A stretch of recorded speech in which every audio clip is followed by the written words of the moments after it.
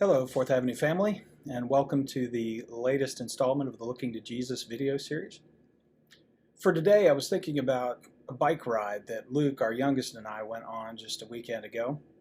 And I remember watching him conquer a hill that he'd never done before on his mountain bike. And he's coming down the hill, and I was taken back to the first day I ever rode my mountain bike back in college.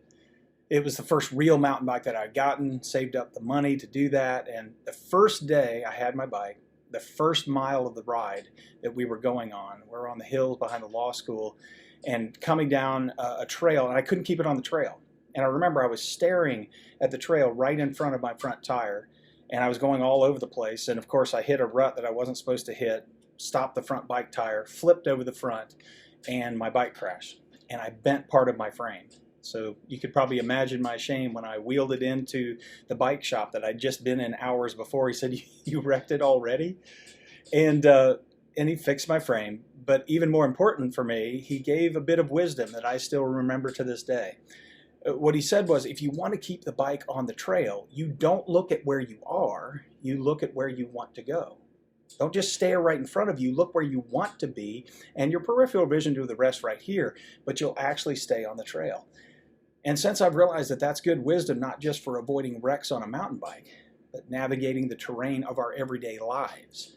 Don't just look at where I am, look where I want to be. I'm not talking about escaping in the present, you be there, but having a sense of purpose and vision for where I want to go in life.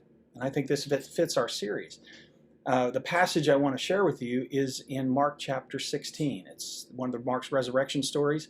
The women come to the tomb, and there, right in front of their face, is an empty tomb, chaos and fear and all sorts of things they can't explain. And in verse 6, it says this, the angel said to them, "Don't be afraid. Jesus is risen from the dead, and he has gone ahead of you into Galilee, and there you will see him, just as he told you." And I think that's not just an experience for the ladies there at the tomb that day. I think it's a promise for every day of our lives. That Jesus isn't just with us in the moment. He is also ahead of us where he wants us to go.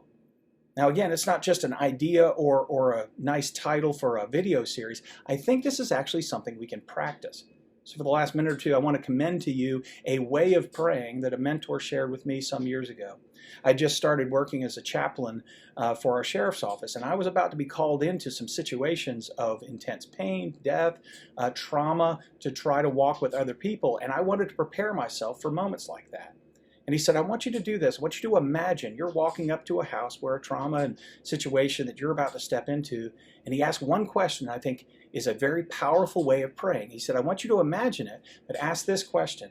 Where is Jesus in that setting you're about to step into? Where is he? Because he's there. Where do you imagine him being?" I'll never forget it. It changed everything.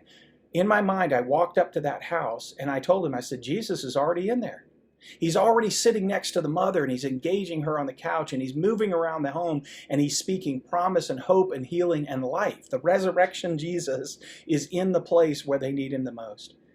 And Jesus, in my mind, met me at the door and invited me into what he was already doing. And very importantly, when I left, he stayed there.